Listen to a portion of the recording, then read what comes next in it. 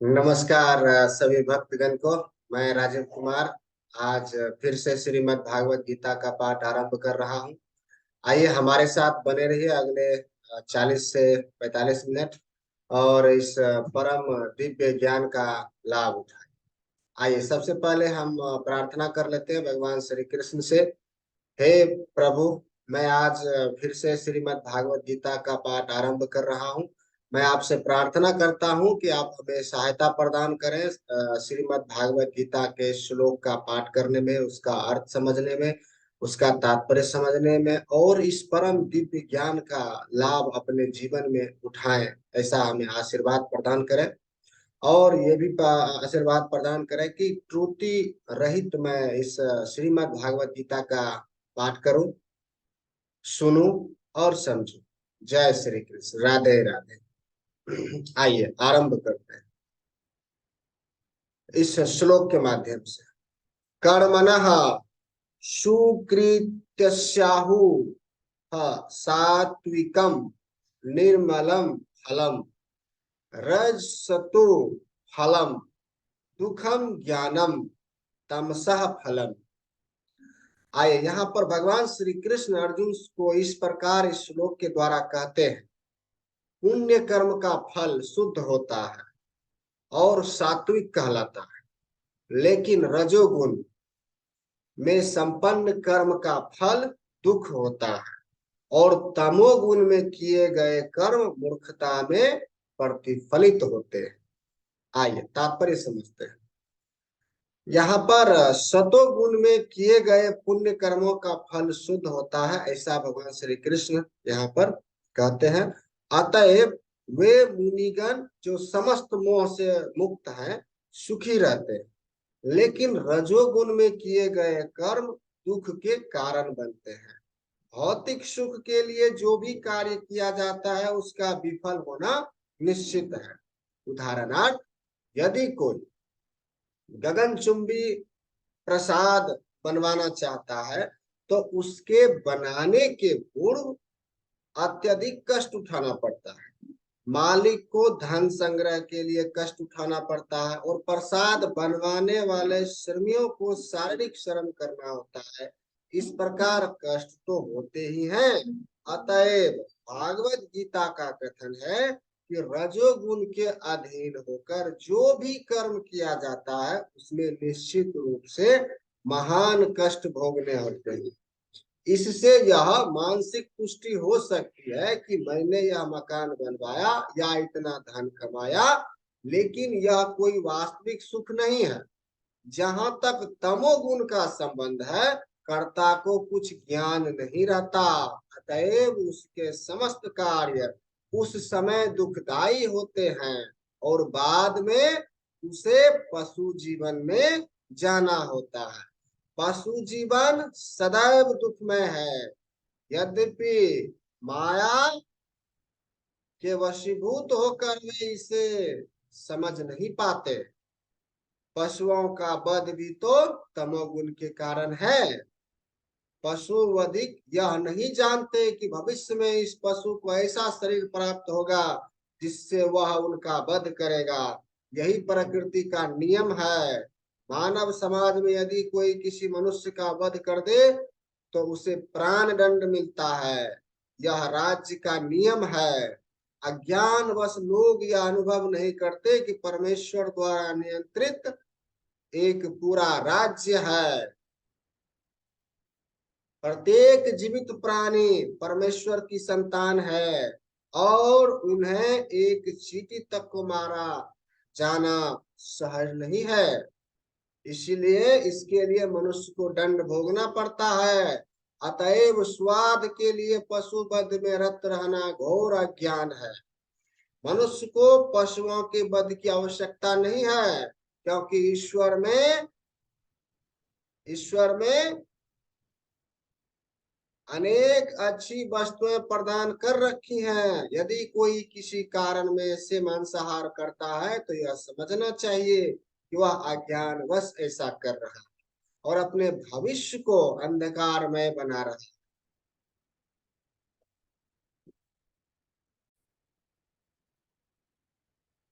तो यह समझना चाहिए कि वह ऐसा अज्ञानवश कर रहा है और अपने भविष्य को अंधकारमय बना रहा है।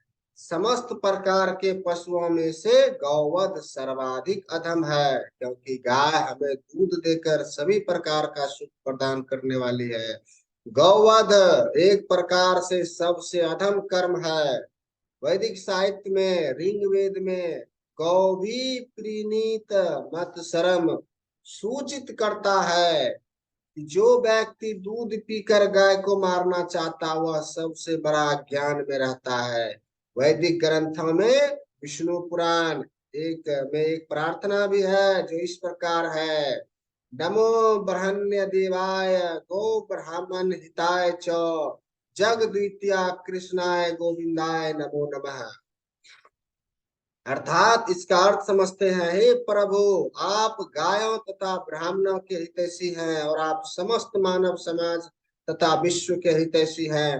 तात्पर्य यह है कि इस प्रार्थना में गायों तथा ब्राह्मणों की रक्षा का विशेष उल्लेख है। अतएव ब्राह्मण, क्षमा कीजिएगा, ब्राह्मण आध्यात्मिक शिक्षा के प्रतीक हैं और गायें महत्वपूर्ण भोजन की। अतएव इन दोनों जीवों ब्राह्मणों तथा गायों को पूरी सुरक्षा प्रदान की जानी चाहिए। यही सभ्यता की वास्तविक प्रगति है। आधुनिक मानव समाज में आध्यात्मिक ज्ञान की उपेक्षा की जाती है और गौवध को प्रोत्साहित किया जाता है।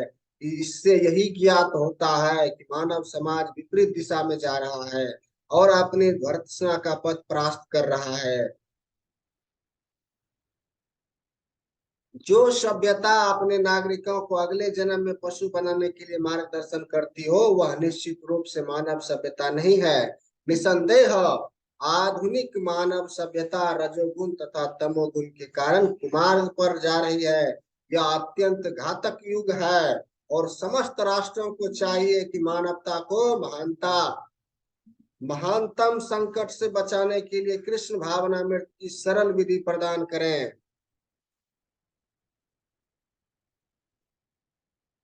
आइए अगले श्लोक का पाठ करते हैं। सत्व सत्वाजते ज्ञानम रजसो लोभ एव च प्रमाद मोहो तमसो भावतो ज्ञान वेव च। आइए इस श्लोक का अर्थ समझते हैं। भगवान श्री कृष्ण अर्जुन से इस प्रकार इस श्लोक के माध्यम से कहते हैं, सतोगुण से वास्तविक ज्ञान उत्पन्न होता है, रजोगुण से लोभ उत्पन्न होता है और तमोगुण से अज्ञान, प्रमाद और मोह उत्पन्न होते हैं। आइए श्लोक का अर्थ समझते हैं। चूंकि वर्तमान सभ्यता जीवों के लिए अधिक अनुकूल नहीं है, अतएव उनके लिए कृष्ण भावनामृत की संस्तुति की जाती है। कृष्ण भावनामृत के माध्यम से समाज में सतोगुण विकसित होगा। सतोगुण विकसित हो जाने पर लोग वस्तुओं को असली रूप में देख सकेंगे। तमोगुण में रहने वाले लोग पशु तुल्य होते हैं और वे वस्तुओं की स्पष्ट रूप में नहीं देख पाते। उदाहरणार्थ, तमोगुण में रहने के कारण लोग यह नहीं देख पाते कि जिस पशु का वे वध कर रहे हैं उसी के द्वारा वे अगले जन्म में मारे जाएंगे। वास्तविक ज्ञान की शिक्षा न मिलने के कारण वे अनुत्तरदायी बन जाते हैं। वो इस उच्छृंखलता को रोकने के लिए जनता में सतोगुण उत्पन्न करने वाले शिक्षा देना आवश्यक है। सतोगुण में शिक्षित हो जाने पर वे गंभीर बनेंगे और भले ही अधिकांश लोग सुखी तथा समृद्ध ना बन पाए, लेकिन यदि जनता का सुख भी अंश कृष्ण भावना में विकसित कर लेता है तो सतोगुणी बन जाता है, तो सारे विश्व में शांति तथा संपन्नता की संभावना है। नहीं तो यदि विश्व के लोग रजोगुण तथा तमोगुण में लगे रहे तो शांति और संपन्नता नहीं रह पाएगी। रजोगुण में लीन रजोगुण में लोग लोभी बन जाते हैं और इंद्रिय भोग की उनकी लालसा की कोई सीमा नहीं रहती। कोई भी यह देख सकता है कि भले ही किसी के पास प्रचुर धन तथा इंद्र तृप्ति के लिए पर्याप्त साधन हो, लेकिन उसे ना तो सुख मिलता है ना मन शांति। ऐसा संभव भी नहीं है क्योंकि वह रजोगुण में स्थित है। यदि कोई रंच मात्र भी सुख चाहता है तो धन उसकी सहायता नहीं कर सकता। उसे कृष्ण भावनामृत के अभ्यास द्वारा अपने आप को सतोगुण में स्थित करना होगा। जब कोई रजोगुण में रत रहता है तो वह मानसिक रूप से ही अप्रसन्न रहता है, अपितु उसकी वृत्ति तथा उसका व्यवसाय भी अत्यंत कष्टकारक होता है। उसे अपनी मर्यादा बनाए रखने के लिए अनेकों अनेक योजनाएं बनानी पड़ती है, बनानी होती है। यह सब कष्टकारक है। तमोगुण में लोग पागल हो जाते हैं, अपनी परिस्थितियों से ऊब करके मद सेवन की शरण ग्रहण करते हैं और इस प्रकार वे अज्ञान के गर्त में अधिकाधिक गिरते हैं। जीवन में उनका भविष्य जीवन अंधकारमय होता है। आइए अगले श्लोक का पाठ करते हैं। धर्व गच्छन्ति सत्वस्था मध्ये तिष्ठन्ति राजसः जघन्य गुण वृत्तिता अधो गच्छन्ति तमसः। आइए इस श्लोक का अर्थ समझते हैं। भगवान श्री कृष्ण अर्जुन से इस श्लोक के द्वारा कहते हैं, सतोगुणी व्यक्ति कर्म सह ऊपर उच्च लोक को जाते हैं, रजोगुणी इसी पृथ्वी लोक में रह जाते हैं, और जो अत्यंत गहन तमोगुण में स्थित है वे नीचे नर्क लोक में जाते हैं। आइए इस श्लोक का तात्पर्य समझते हैं। इस श्लोक में 3 गुणों के कर्मों के फल को स्पष्ट रूप से बताया गया है। ऊपर के लोकों तथा या स्वर्ग लोक में प्रत्येक व्यक्ति अत्यंत उन्नत होता है। जीवों में जिस मात्रा में सतोगुण का विकास होता है उसी के अनुसार उसे विभिन्न स्वर्ग लोक में भेजा जाता है। सर्वोच्च लोक सत्यलोक या ब्रह्मलोक है, जहाँ इस ब्रह्मांड के प्रधान व्यक्ति ब्रह्मा जी निवास करते हैं। हम पहले ही देख चुके हैं कि ब्रह्मलोक में जिस प्रकार जीवन की आश्चर्यजनक परिस्थिति है उसका अनुमान करना कठिन है। तो भी सतोगुण नामक जीवन की सर्वोच्च अवस्था हमें वहां तक पहुंचा सकती है। रजोगुण मिश्रित होता है, यह सतो तथा तमो गुणों के मध्य में होता है। मनुष्य सदैव शुद्ध नहीं होता, लेकिन यदि वह पूर्णतया रजोगुणी हो तो वह इस पृथ्वी पर केवल राजा या धनी व्यक्ति के रूप में रहता है। लेकिन गुणों का मिश्रण होते रहने से वह नीचे भी जा सकता है। इस पृथ्वी पर रजो तथा तमो गुणी लोग बलपूर्वक किसी मशीन के द्वारा उच्चतर लोक में नहीं पहुंच सकते। रजोगुण में इसकी भी संभावना है कि अगले जीवन में कोई प्रमत्त हो जाए। यहाँ पर निम्नतम गुण तमोगुण को अत्यंत गहन जघन्य कहा गया है। अज्ञानता तमोगुण विकसित करने का परिणाम अत्यंत भयावह होता है। यह प्रकृति का निम्नतम गुण है। मनुष्य योनि से नीचे पक्षियों, पशुओं, सरीसृपों, वृक्षों आदि की 80 लाख योनियां हैं, और तमोगुण के विकास के अनुसार ही लोगों को ये अधम योनियां प्राप्त होती रहती है। यहाँ पर तमसः शब्द अत्यंत सार्थक है। यह उनका सूचक है जो उच्चतर गुणों तक ऊपर न उठकर निरंतर तमोगुण में बने रहते हैं। उनका भविष्य अत्यंत अंधकारमय होता है।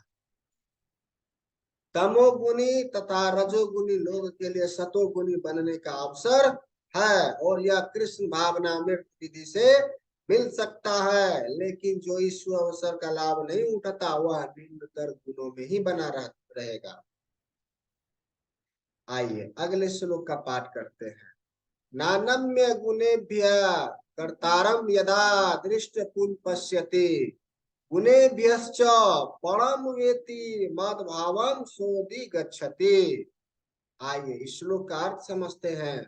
भगवान श्री कृष्ण अर्जुन से इस प्रकार इस श्लोक के द्वारा कहते हैं, जब कोई यह चित्र जान लेता है समस्त कार्यों में प्रकृति के 3 गुणों के अतिरिक्त अन्य कोई करता नहीं है, और जब वह परमेश्वर को जान लेता है कि जो इन 3 गुणों से परे है, वह मेरे दिव्य स्वभाव को प्राप्त होता है। आइए इस श्लोक का तात्पर्य समझते हैं। समुचित महापुरुषों से केवल समझकर तथा समुचित ढंग से सीखकर मनुष्य प्रकृति के गुणों के सारे कार्यकलापों को जान सकता है। वास्तविक गुरु कृष्ण है। और वे अर्जुन को यह दिव्य ज्ञान प्रदान कर रहे हैं। इसी प्रकार के तीन पूर्णतया, क्षमा कीजिएगा, इसी प्रकार जो लोग पूर्णतया कृष्ण भावना भवित है, उन्हीं से प्रकृति के गुणों के कार्यों के इस ज्ञान को सीखना होता है। अन्यथा मनुष्य का जीवन कुमार्ग पर चला जाता है। परमाणिक गुरु के उपदेश से जीव अपने आध्यात्मिक स्थिति, अपनी भौतिक शरीर, अपनी इंद्रियां तथा प्रकृति के गुणों के अपनी वृद्धावस्था होने के बारे में जान सकता है।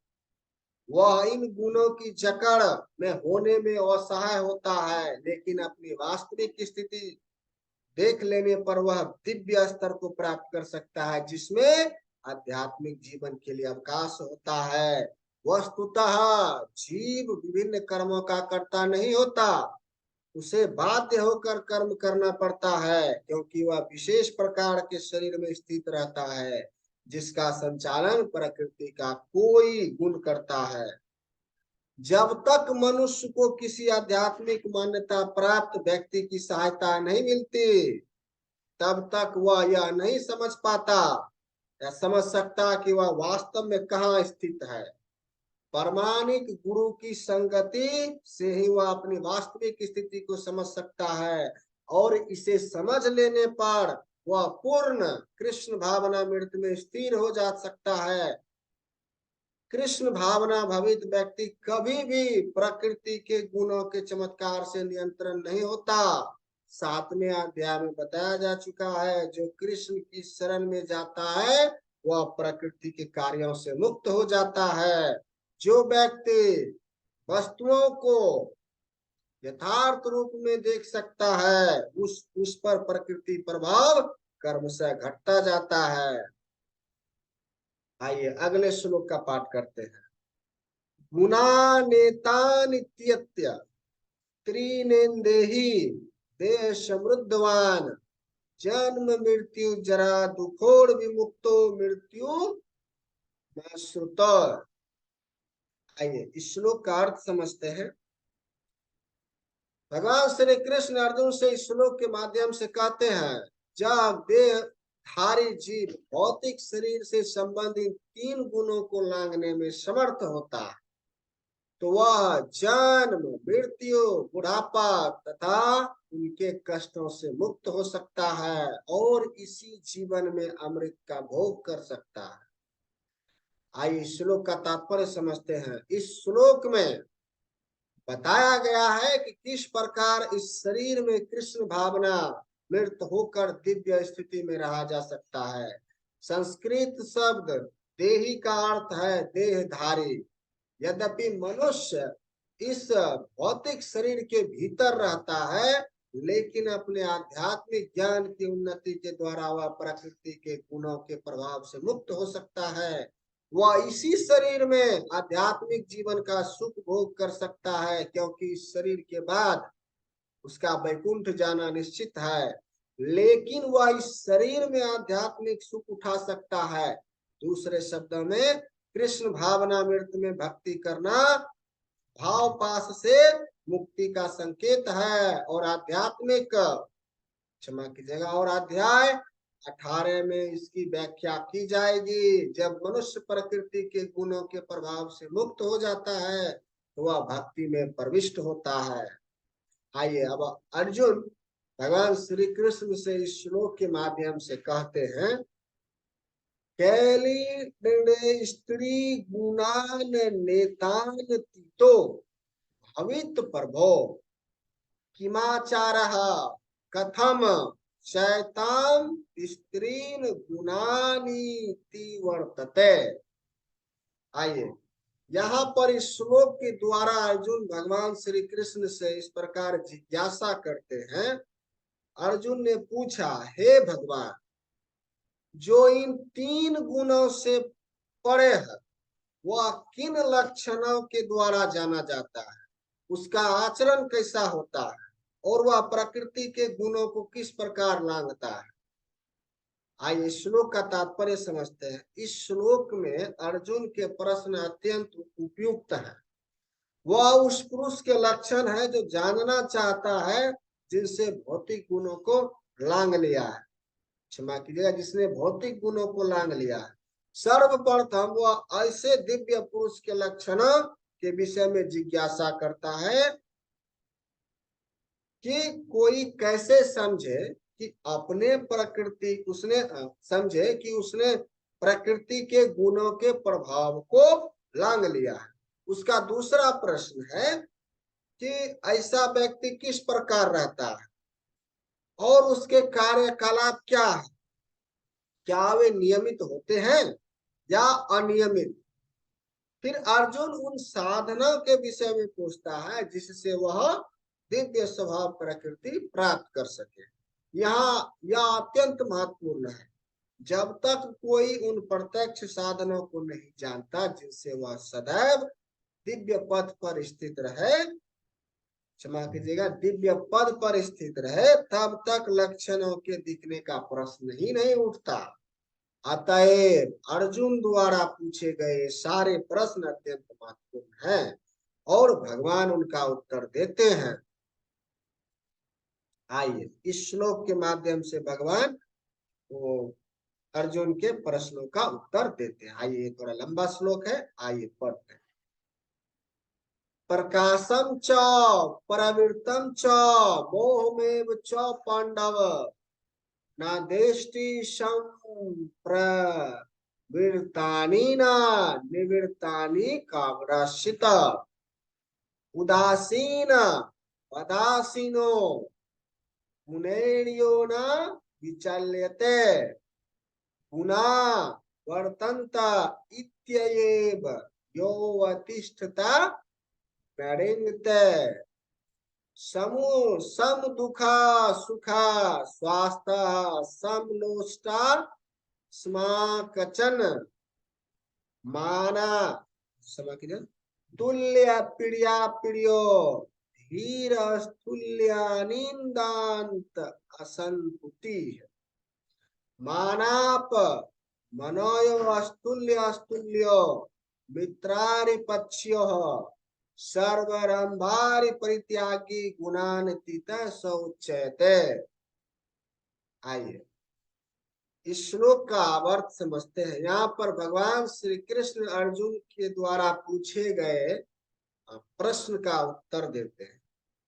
भगवान ने कहा, हे पांडुपुत्र, जो प्रकाश आसक्ति तथा मोह के उपस्थित होने पर ना तो उससे घृणा करता है, ना लुप्त हो जाने पर उनकी इच्छा करता है, जो भौतिक गुणों की इन समस्त प्रतिक्रियाओं से निश्चित तथा क्षमा कीजिएगा निश्चल तथा अविचलित रहता है, वह यह जानकर कि केवल गुण ही क्रियाशील है, उदासीन तथा दिव्य बना रहता है, जो अपने आप में स्थित है और सुख तथा दुख को एक समान मानता है, जो मिट्टी के ढेले पत्थर एवं स्वर्ण के टुकड़े को समान दृष्टि से देखता है, जो अनुकूल तथा प्रतिकूल के प्रति समान बना रहता है, जो धीर है और प्रशंसा तथा बुराई मान तथा अपमान में समान भाव से रहता है, जो शत्रु तथा मित्र के साथ समान व्यवहार करता है और जिसने सारे भौतिक कार्यों का परित्याग कर दिया है, ऐसे व्यक्ति को प्रकृति के गुणों से अतीत कहते हैं। आइए इस श्लोक का तात्पर्य समझते हैं।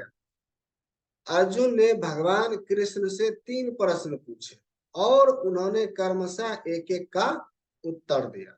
इन श्लोकों में कृष्ण पहले यह संकेत करते हैं कि जो व्यक्ति दिव्य पद पर स्थित है वह ना तो किसी से ईर्ष्या करता है और ना किसी वस्तु के लिए ललायित रहता है। जब कोई जीव इस संसार में भौतिक शरीर से युक्त होकर रहता है तो वह यह समझना चाहिए कि वह प्रकृति के 3 गुणों में से किसी एक के बस में है। जब वह इस शरीर से बाहर हो जाता है वह प्रकृति के गुणों से छूट जाता है, लेकिन जब तक वह शरीर से बाहर नहीं आ जाता तब तक उसे उदासीन रहना चाहिए। उसे भगवान की भक्ति में लग जाना चाहिए, जिससे भौतिक देह से उनका ममत्व स्वतः विस्मृत हो जाए। जब मनुष्य भौतिक शरीर के प्रति सचेत रहता है तो वह केवल इंद्रिय तृप्ति के लिए कर्म करता है, लेकिन जब वह अपनी अपनी चेतना कृष्ण में स्थानांतरित कर देता है तो इंद्रिय तृप्ति स्वतः रुक जाती। मनुष्य को इस भौतिक शरीर की आवश्यकता नहीं रह जाती, लेकिन जब वह अपनी चेतना कृष्ण में हस्तांतरित कर देता है, क्षमा कीजिए, मनुष्य को इस भौतिक शरीर की आवश्यकता नहीं रह जाती और ना उसे इस भौतिक शरीर के आदेशों का पालन करने की आवश्यकता रह जाती। शरीर के भौतिक गुण कार्य करेंगे, लेकिन आत्मा ऐसे कार्यों से पृथक रहेगी। वह किस तरह पृथक होता है? वह ना तो शरीर का भोग करना चाहता है, ना उससे बाहर जाना चाहता है। इस प्रकार दिव्य पद पर स्थित भक्त स्वयमेव मुक्त हो जाता है।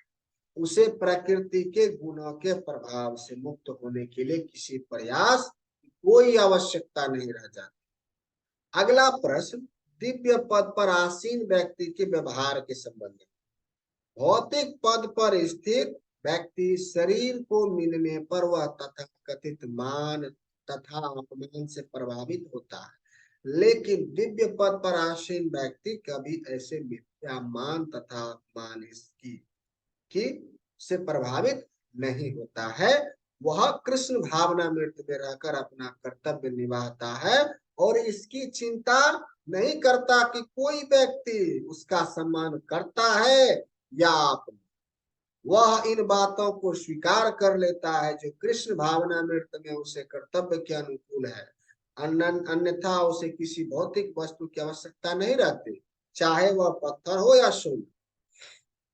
वह प्रत्येक व्यक्ति को जो कृष्ण भावना मृत्यु के संपादन में उसकी सहायता करता है अपना मित्र मानता है, और वह अपने तथाकथित शत्रु से भी घृणा नहीं करता। वह समभाव वाला होता है और सारी वस्तुओं को समान धरातल पर देखता है, क्योंकि वह इसे भली भांति जानता है कि उसे इस संसार से कुछ भी लेना देना नहीं है। उसे सामाजिक तथा राजनीतिक विषय तनिक भी प्रभावित नहीं कर पाते, क्योंकि वह क्षणिक उथल पुथल तथा उत्पातों की स्थिति से अवगत रहता है। वह अपने लिए कोई कर्म नहीं करता। कृष्ण के लिए वह कुछ भी कर सकता है, लेकिन अपने लिए वह किसी प्रकार का प्रयास नहीं करता। ऐसे आचरण से मनुष्य वास्तव में दिव्य पद पर स्थित हो सकता है। आइए अगले श्लोक का पाठ करते हैं। अगला श्लोक इस प्रकार है। मम च यो विचारेण भक्ति योगेन सेवते स गुणान समति तैत्या ब्रह्मन् भूया कल्पते। आइए भगवान श्री कृष्ण अर्जुन को इस प्रकार इस श्लोक के द्वारा कहते हैं, जो समस्त परिस्थितियों में अविचलित भाव से पूर्ण भक्ति में प्रवृत्त होता है, वह तुरंत ही प्रकृति के गुणों को लांघ जाता है और इस प्रकार ब्रह्म के स्तर तक पहुंच जाता है। आइए इस श्लोक का तात्पर्य समझते हैं। यह श्लोक अर्जुन के तृतीय प्रश्न के उत्तर स्वरूप है। प्रश्न है, दिव्य स्थिति प्राप्त करने का साधन क्या है? जैसा कि पहले बताया जा चुका है, यह भौतिक जगत प्रकृति के गुणों के चमत्कार के अंतर्गत कार्य कर रहा है। मनुष्य को गुणों के कर्मों से विचलित नहीं होना चाहिए। उसे चाहिए कि अपनी चेतना ऐसे कार्यों में न लगाकर उसे कृष्ण कार्यों में लगाए। कृष्ण कार्य भक्ति योग के नाम से विख्यात है, जिनमें सदैव कृष्ण के लिए कार्य करना होता है। इसमें न केवल कृष्ण ही आते हैं, अपितु उनके विभिन्न पूर्णांश भी सम्मिलित हैं। यथा राम तथा नारायण के असंख्य अंश हैं, जो कृष्ण के किसी भी रूप या उनके पूर्ण अंश की सेवा में प्रवृत्त होता है, उसे दिव्य पद पर स्थित समझना चाहिए। यह ध्यान देना होगा कि कृष्ण के सारे रूप पूर्णतया दिव्य और सच्चिदानंद स्वरूप है। ईश्वर के ऐसे रूप सर्वशक्तिमान तथा सर्वज्ञ होते हैं और उन्हें उनमें समस्त दिव्य गुण पाए जाते हैं। अतएव यदि कोई कृष्ण या उनके पूर्ण अंशों की सेवा में दृढ़ संकल्प के साथ प्रवृत्त होता है, तो यद्यपि प्रकृति के गुणों को जीत पाना कठिन है, लेकिन वह उन्हें सरलता से जीत सकता है। इसकी व्याख्या 7वें अध्याय में पहले ही की जा चुकी है। कृष्ण की शरण ग्रहण करने पर तुरंत ही प्रकृति के गुणों के प्रभाव को लांघा जा सकता है। कृष्ण भावनामृत या कृष्ण भक्ति में होने का अर्थ है कृष्ण के साथ समानता प्राप्त करना। भगवान कहते हैं कि उनकी प्रकृति सच्चिदानंद स्वरूप है और सारे जीव परम के अंश हैं। जिस प्रकार सोने के कण कण सोने की खान के अंश हैं, इसी प्रकार जीव अपनी आध्यात्मिक स्थिति में सोने के समान या कृष्ण के समान ही गुण वाला होता है, किंतु विशिष्ट तत्व का अंतर बना रहता है, अन्यथा भक्ति योग का प्रश्न ही नहीं उठता।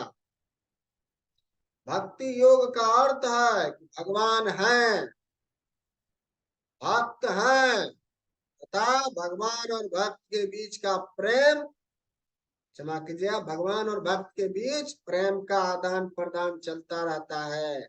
अतएव भगवान में और भक्त में दो व्यक्तियों का विशिष्ट तत्व वर्तमान रहता है, अन्यथा भक्ति योग का कोई अर्थ नहीं होता। यदि कोई भगवान जैसे दिव्य स्तर पर स्थित नहीं है, तो वह भगवान की सेवा नहीं कर सकता। उदाहरणार्थ, राजा का निजी सहायक बनने के लिए कुछ योग्यताएं आवश्यक है। इस तरह भागवत सेवा के लिए योग्यता है कि ब्रह्म बना जाए या भौतिक कलमश से मुक्त हुआ जाए। वैदिक साहित्य में कहा गया है, ब्रह्मो संभ्रामयति। इसका अर्थ है कि गुणात्मक रूप से मनुष्य को ब्रह्म से एकाकार होना चाहिए, लेकिन ब्रह्म तत्व प्राप्त करने पर मनुष्य विशिष्ट आत्मा के रूप में अपने शाश्वत ब्रह्म स्वरूप होता नहीं। आइए अगले श्लोक का पाठ करते हैं। ये इस 14 अध्याय का अंतिम श्लोक है। आइए इसका पाठ करते हैं। ब्राह्मणो हि प्रतिष्ठा मृतस्य व्ययस्य च शाश्वतस्य च धर्मस्य सुखस्य कांतिकस्य च। आइए इस श्लोक का अर्थ समझते हैं। यहाँ पर भगवान श्री कृष्ण अर्जुन से इस श्लोक के द्वारा कहते हैं, और मैं ही उस निराकार ब्रह्म का आश्रय हूँ जो अमर्त्य, अविनाशी तथा शाश्वत है और चरम सुख का स्वाभाविक पद है। आइए श्लोक का तात्पर्य समझते हैं। ब्रह्म का स्वरूप है अमरता, अविनाशिता, शाश्वतता तथा सुख। ब्रह्म तो दिव्य साक्षात्कार का शुभारंभ है। परमात्मा इस दिव्य साक्षात्कार की मध्य या द्वितीय अवस्था है और भगवान परम सत्य के चरम साक्षात्कार हैं। अतएव परमात्मा तथा निराकार ब्रह्म दोनों ही परम पुरुष के भीतर रहते हैं। 7वें अध्याय में बताया जा चुका है कि प्रकृति परमेश्वर की अपरा शक्ति की अभिव्यक्ति है।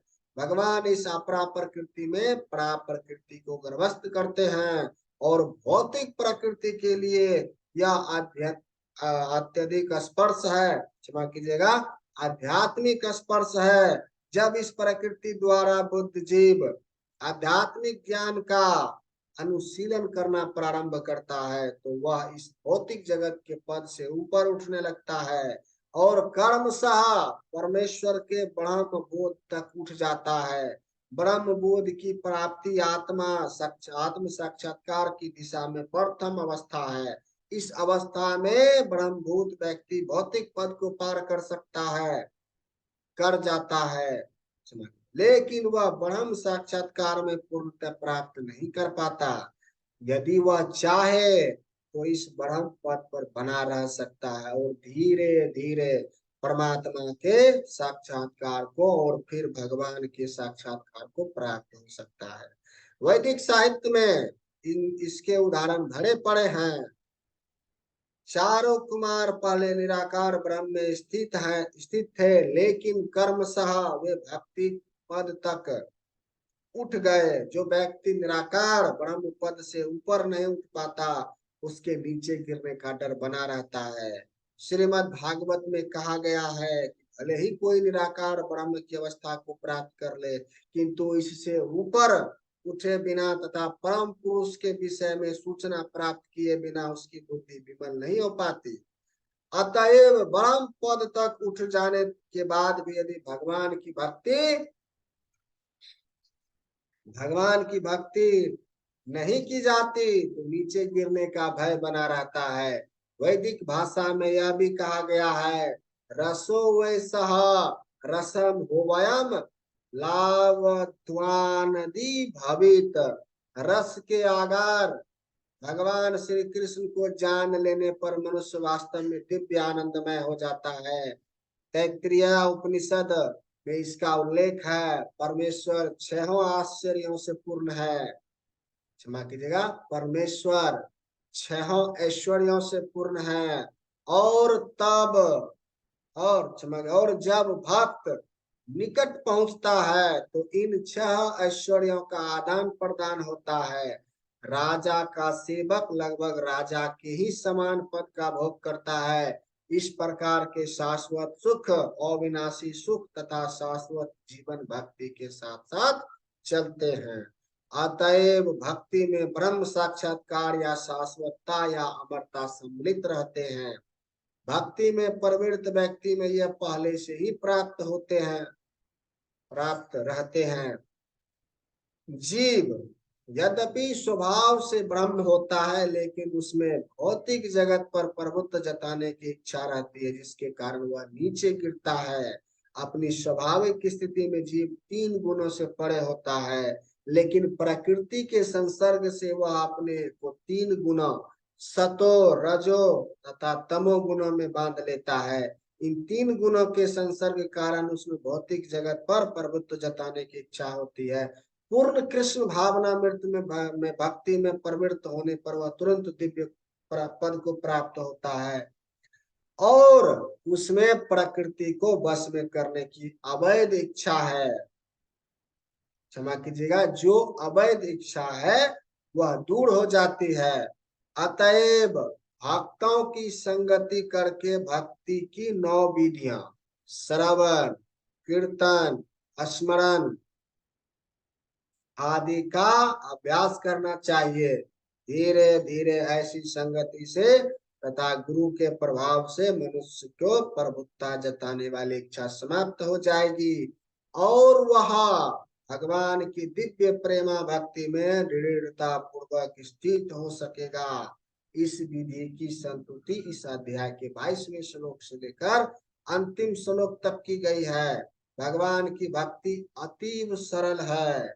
मनुष्य को चाहिए भगवान की सेवा में लगे, श्री विग्रह को अर्पित भोजन का अवशिष्ट खाए, भगवान के चरण कमलों पर चढ़ाए गए पुष्पों की सुगंध सूंघे, भगवान की लीला स्थलों का दर्शन करे, भगवान के विभिन्न कार्यकलापों और उनके भक्तों के साथ प्रेम विनिमय के बारे में पढ़े। सदा हरे कृष्ण हरे कृष्ण कृष्ण कृष्ण हरे हरे, हरे राम राम राम हरे हरे इस महामंत्र की दिव्य ध्वनि का कीर्तन करे और भगवान तथा उनके भक्तों के आविर्भाव तथा तिरोधानों को मानने वाले दिनों में उपवास करे।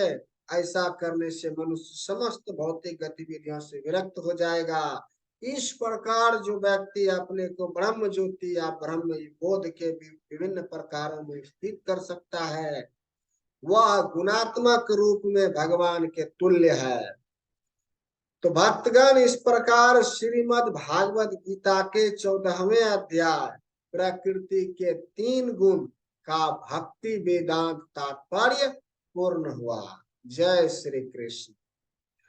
आइए आज के पाठ का समापन करने से पहले भगवान श्री कृष्ण से हम लोग प्रार्थना करते हैं। उससे पहले धन्यवाद देते हैं कि हे प्रभु, आपने आज हमें श्रीमद् भागवत गीता के श्लोक का पाठ करने, उसका अर्थ समझने, उसका तात्पर्य समझने में आपने मेरी सहायता की। मैं आपका धन्यवाद करता हूँ और मैं साथ ही क्षमा मांगता हूँ कि अगर त्रुटिवश कोई श्लोक का पाठ अच्छे से नहीं कर पाया, श्लोक का अर्थ अच्छे से नहीं समझ पाया, नहीं सुन पाया, तात्पर्य नहीं समझ पाया, नहीं सुन पाया या पढ़ नहीं पाया, तो आप क्षमा कर दें और हमें आशीर्वाद प्रदान करें कि मैं आगे और अच्छे तरीके से श्रीमद् भागवत गीता के श्लोक का पाठ करूं, उसका अर्थ समझूं, उसका तात्पर्य समझूं और अच्छे से सुनूं भी और इस परम दिव्य ज्ञान का अपने जीवन में लाभ उठाऊं। ऐसा हमें आशीर्वाद प्रदान करें। जय श्री कृष्ण। हरे हरे, हरे कृष्ण, कृष्ण कृष्ण हरे हरे, हरे राम राम राम राम, हरे हरे, राधे राधे।